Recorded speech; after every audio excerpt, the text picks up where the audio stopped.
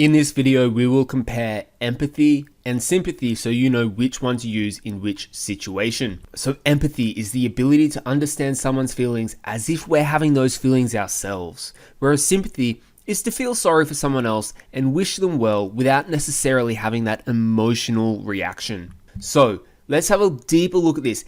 Empathy requires the ability to emotionally connect with the feelings someone else is going through. So you feel the emotion that the other person's feeling because you're so connected to that person. But sympathy requires the ability to realize that someone else is going through a hard time, even if you can't imagine what it feels like. So you can have sympathy for someone without having empathy for them because you don't have that emotional reaction. You just feel a bit bad for them. Now, I want to give you a few examples in sentences to help you get a really strong understanding of these two differences.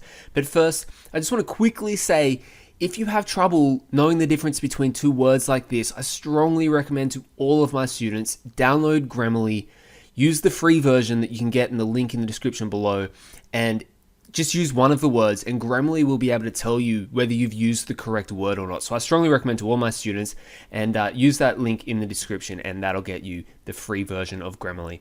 Now here are some examples of someone feeling sympathy or feeling sympathetic, we will say.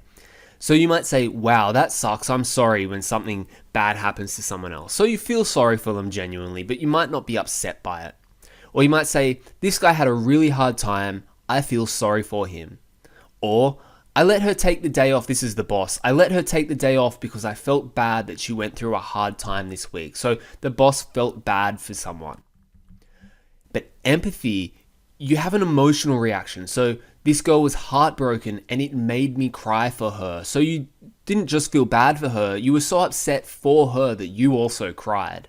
Or you might say, I couldn't bear how sad he was. If you were in a room with someone who was really sad and it made you sad just being around him and you felt like you had to leave the room. Or thirdly, it was painful to watch someone feeling so sad. So you emotionally felt the pain of that person. It's almost as if the pain was rubbing off on you. That's when we feel empathy, not sympathy.